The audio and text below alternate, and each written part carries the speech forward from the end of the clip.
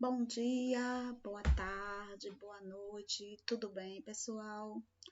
Bom, hoje é quinta-feira, né? Não sei se você está assistindo a aula na quinta-feira, tá bom? Mas toda quinta, ciências e história, beleza? Então vamos começar com nossa saudação e o nosso abraço e vamos continuar falando de animais invertebrados. E agora nós vamos para os anelídeos. Vamos ver? Anelídeos. A gente já vai observando esta imagem e já vai tendo noção porque ele tem esse nome anelídeos, tá bom? Olha só, tá vendo aqui, ó? Como se fossem anéis, tá bom? Você já viu algum animal parecido com esse aqui? Vamos lá. Consegue imaginar por que eles pertencem ao grupo dos anelídeos? Já dei a dica, tá bom? A palavra já ajuda você a identificar esse tipo de invertebrado. Os animais deste grupo possuem o corpo formado por anéis, portanto, são denominados anelídeos. Alguns exemplos de anelídeos são minhoca, sanguessuga, Jesus! E verme de fogo. Vamos lá? A seguir, vamos conhecer as características de alguns. Vamos lá. Essa lagarta aqui, né? Que a gente chama lagarta de pelo. Tá vendo? Verme de fogo. A sanguessuga, o nome já diz tudo, né? Ela suga. E a tão conhecida minhoca, tá bom? Minhocas e sanguessugas possuem o. Deixa eu só. Um pouquinho. Muito bem. O clitério, olha só, que é uma estrutura envolvida na reprodução desses animais. Vou só mais um pouquinho para a gente ver o que é. Ó, essa partezinha aqui, vê que essa partezinha aqui é um pouquinho diferente do resto do corpo, tá bom? Minhocas são terrestres e possuem poucas cerdas. O que são cerdas? Vamos para o glossário. Projeção que sai da lateral do corpo do anelídeo e auxilia na sua movimentação. Então, a gente não percebe essas cerdas aqui na minhoca, tá bom? Alguns representantes apresentam cerdas ao longo, essa daqui tem bem mais, ó, ao longo do corpo e são animais aquáticos, sendo muitos deles marinhos, como o verme de fogo. Não parece aquela lagarta de pelo? Gente, imagina o nome dele, né? Verme de fogo, né? Por que será que tem esse nome? Então, essas cerdas aqui, né, são esses pelinhos que a gente chama, né?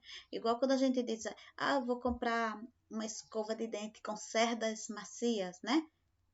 Que é aqueles, os pelinhos, né? Que são as cerdas. Aí a gente diz também que isso aqui são os pelos.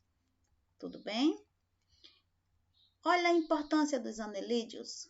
Vamos lá. As minhocas têm grande importância no desenvolvimento das plantas. Elas vivem no solo e se alimentam de restos orgânicos.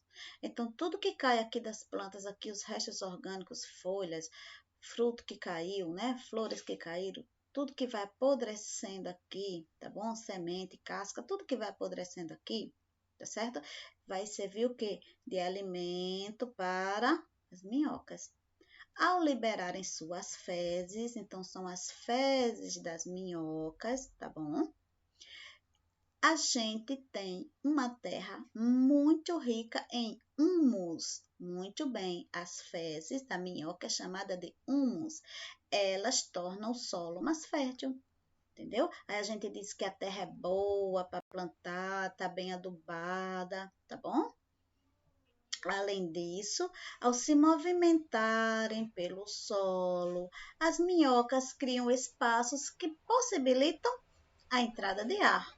Tá? Os caminhozinhos que elas vão deixando aqui no solo vai penetrando o ar também, que vai ajudar, tá certo? As raízes, tá bom? A tirar aqui os nutrientes melhor, de maneira melhor necessária, né, para a planta desenvolver, tá bom? Então, dessa forma, elas melhoram a qualidade do solo para o crescimento das plantinhas. E as sanguessugas? Por que será? Lembra que eu falei aqui, ó? Por que será que a sanguessuga tem lá sua importância, tá certo? Então, vamos lá. As sanguessugas, por sua vez, têm grande importância medicinal, mas só em algumas culturas. E antigamente, sabe, essa importância era maior depois que os homens foram encontrando novas formas, métodos e remédios e tudo para ir, né, curando as doenças. Aí essa cultura de usar sanguessuga foi ficando mais esquecida e mais para trás, tá bom? Por quê? Por que que elas são usadas na medicina? Por se alimentarem de sangue. Isso, esses animais são utilizados para auxiliar na cicatrização. Aí vai diminuir o edema, aquela parte que inchou, né, que está machucada lá da pessoa, porque ela vai sugando ali o sangue que está, né, prejudicando o sangue que está preso, que a gente diz, né, que fica o sangue preso, ó, sanguessugas sendo utilizadas no tratamento de um edema. Tá vendo? Olha como está aqui o pé, bem inchado, né, vermelho aqui. Então, bota isso aqui, ela vai sugando, tá certo? E vai ajudar a ficar melhor. O que é o humus? Matéria orgânica responsável por tornar o solo fértil. Muito bem, né? Vai deixar ele bem adubadinho, que é o quê? As fezes das minhoquinhas, tá bom? Vocês lembram que eu disse a vocês já que às vezes tem gente que vai buscar o estrume da vaca? Muito bem, tá bom? Os animais que se alimentam de vegetais, então quando eles, né, soltam as fezes, aquela fezes já passou por todo um processamento que vai servir, na verdade, para deixar o solo mais fértil, tá bom? E o edema é um inchaço causado pelo excesso de líquidos. Então, aqui está acumulado os líquidos no tecido do corpo, aqui no caso é no pé. Então, a sanguessuga vai ajudar a desinchar aqui, a melhorar o problema aqui do pé dessa pessoa. E nós temos também os moluscos. Vamos ver outro tipo de invertebrado. Você conhece o animal da imagem ao lado? A gente chama logo de ostra, né? Toda vez que a gente vê alguma coisa abrindo assim, tem gente que vai chamando logo ostra. Mas esse aqui é o mexilhão, tá bom? E você já viu um mexilhão de perto? Qual é a impressão que você tem sobre o corpo dele? Tá bom? Olha só, mexilhões. O corpo desse animal. Os moluscos são animais de corpo mole. Molusco, eu acredito, né? Que já é porque é mole.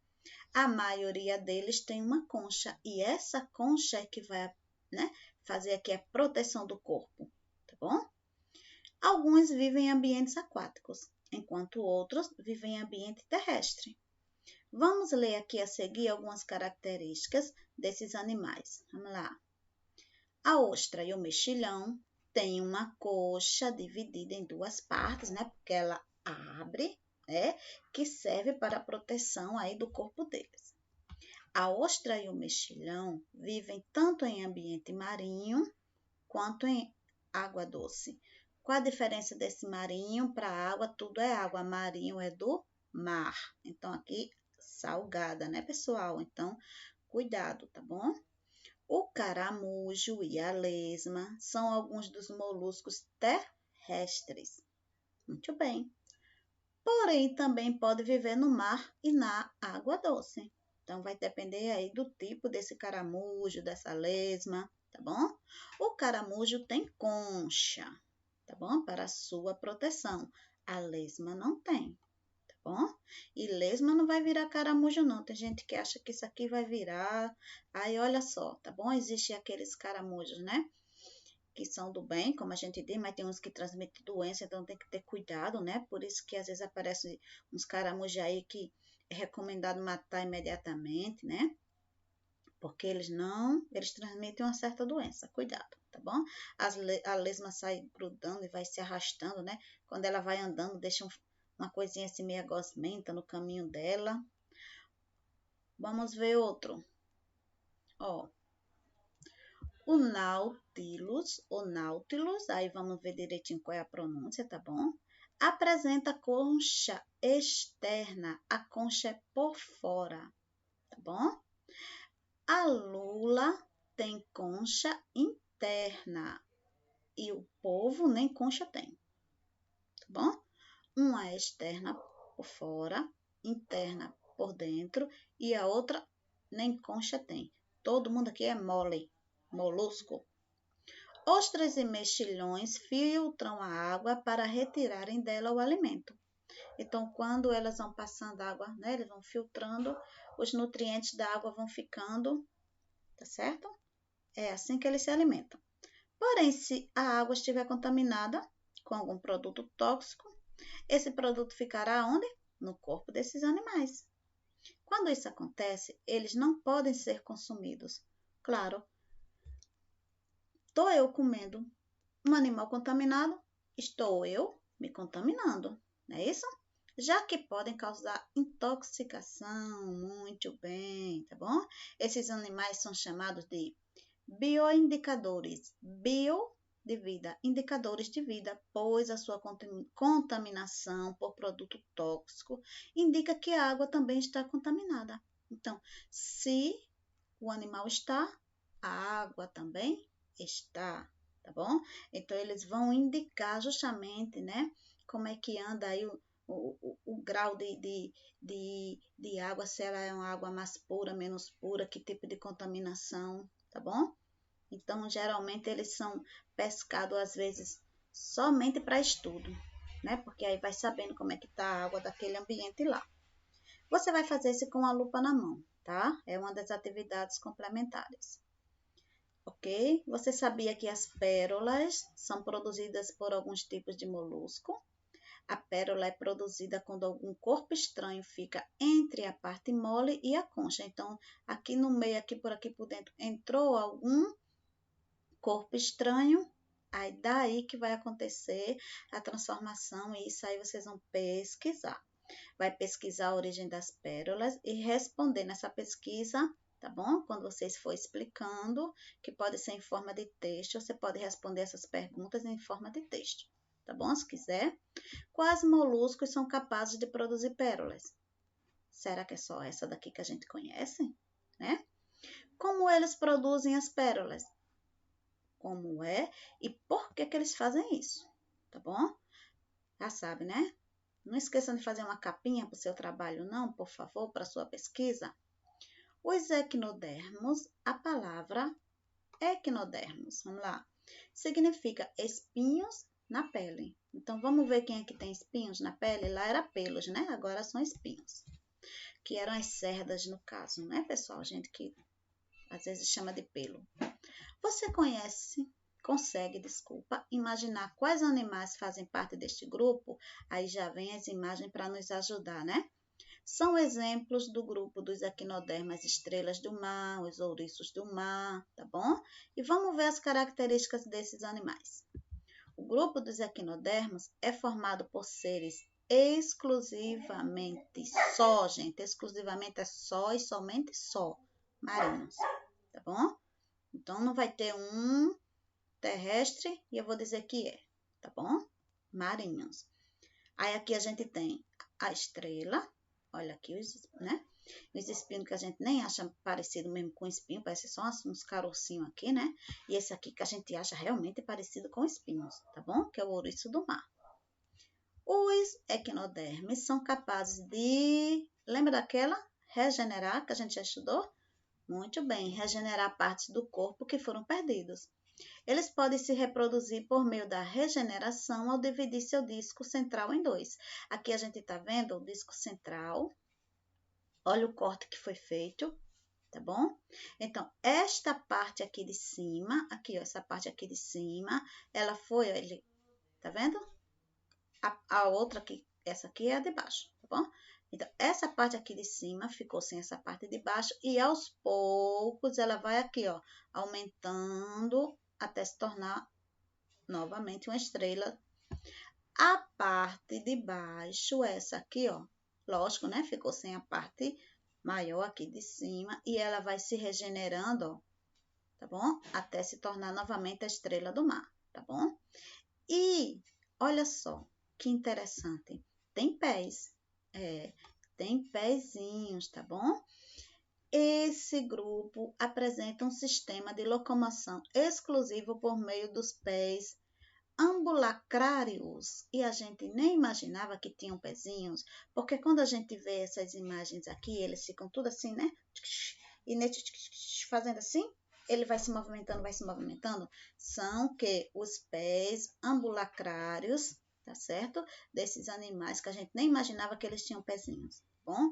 Então, isso aqui, ó, são pelinhos, não, são os pezinhos dele, tá bom? E eles vão assim, ó, tá bom? Olha só. Continuando. Em geral, as estrelas do mar apresentam 5 braços. Vamos contar? Aqui, ó. 1, 2, 3, 4, 5. 5 braços, tá bom? No entanto, outros equinodermos podem apresentar diferentes formas de corpo, como a bolacha do mar, o lírio do mar, o pepino do mar, feinho esse pepino, né? E a serpente do mar, que nem serpente parece uma estrela do mar bem diferente, né? Então, esses animais, tá certo? Eles são também equinodermos, ou seja, vamos ver, voltar, né? Podem se regenerar, tem os pezinhos ambulacrários, tá bom? Vamos lá, o que é que você vai saber mais um pouquinho? Essa pesquisa que a Universidade Federal do Paraná, tá bom? Vamos ver o que elas descobriram. Descobre novas espécies de serpente e estrela do mar no Paraná. Muito bem. Paleontologia não é só dinossauro. Então, quem faz paleontologia, né, que vai fazer às vezes escavações e tudo mais, não é só para descobrir, né, o dinossauro por aí, os ossos, não. Diz Cristina Silveira Vega, paleontóloga e professora do Departamento de Geologia da Universidade Federal do Paraná. Datados antes mesmo dos dinossauros, então, bem antes dos dinossauros, tá? Essas pesquisas eles encontraram, né, nas escavações, tudo, encontraram fósseis de espécies de serpente e estrelas do mar, olha só. E esses foram descobertos onde? Lá no Paraná, pelos pesquisadores da Universidade Federal. Vamos lá. A pesquisa é uma das primeiras a detalhar os fósseis de serpentes do mar, tá? O Ophiuroides, cada nome chique, eu gosto tanto de ler, e estrelas do mar das rochas do período Devoniano do Brasil. Período muito antigo do Brasil, tá bom? Os pesquisadores da UFPR descobriram 2 novas espécies, 2 novos gêneros e uma nova família de equinodermos, grupos de invertebrados tipicamente marinhos. Olha só! Então, gente, às vezes que a gente pensa que os paleontólogos vão só procurar osso de dinossauro, né? Não. Existem várias ramificações da paleontologia, tá bom? Para se estudar. O que é que você vai fazer no Aprender Brincando, que é atividade complementar? Você vai tentar representar como funciona o processo de regeneração. Ó, lá na página 19 do material de apoio. Detalhe, pessoal, não é preciso você pegar 2 cartolinas, tá bom? Você pode pegar folhas de papel ofício mesmo, tá bom? Aí, como é que você pode fazer? Vamos fazer de conta que aqui é as folhinhas de papel ofício, tá bom? Quando você recortar lá as imagens nos pontilhados, aí você vai recortar alguns pedaços daquela estrela do mar. Aí você pode botar uma colada nessa folha, outra colada na outra folha, outra colada na outra folha, entendeu? Porque você vai desenhar a outra parte da estrela para mostrar que ela está regenerada. Do mesmo jeito, tá certo? Da outra figura que tem lá, ó, a planária, tá bom? Então, não precisa você botar em cartolina, pode ser em folha mesmo, tá bom? Se der 2 numa folha, tudo bem, se não der 1 em cada folha. Veja em quantas partes você vai colocar, porque eu estive olhando aqui a nossa, cadê? 19, tá bom? Vocês vão perceber que a planária, ela está com as marcas onde você vai cortar, mas a estrela não tá, ela tá inteira. Então, você que vai ver quantas partes você quer essa estrela, tá bom? E cada página que você completa estrela, completa planária, tá bom? Essa aí será a atividade complementar também. Esse assunto para depois. Olha aqui para vocês, com a lupa na mão, 151, aquela pesquisa, tá bom? Bota a capinha, por favor, na sua pesquisa, das ostras lá, da pérola. E o Aprender Brincando, 153, que não é preciso usar cartolina. Tudo bem? Então, pessoal, até a próxima. E amanhã é sexta-feira. Tchau.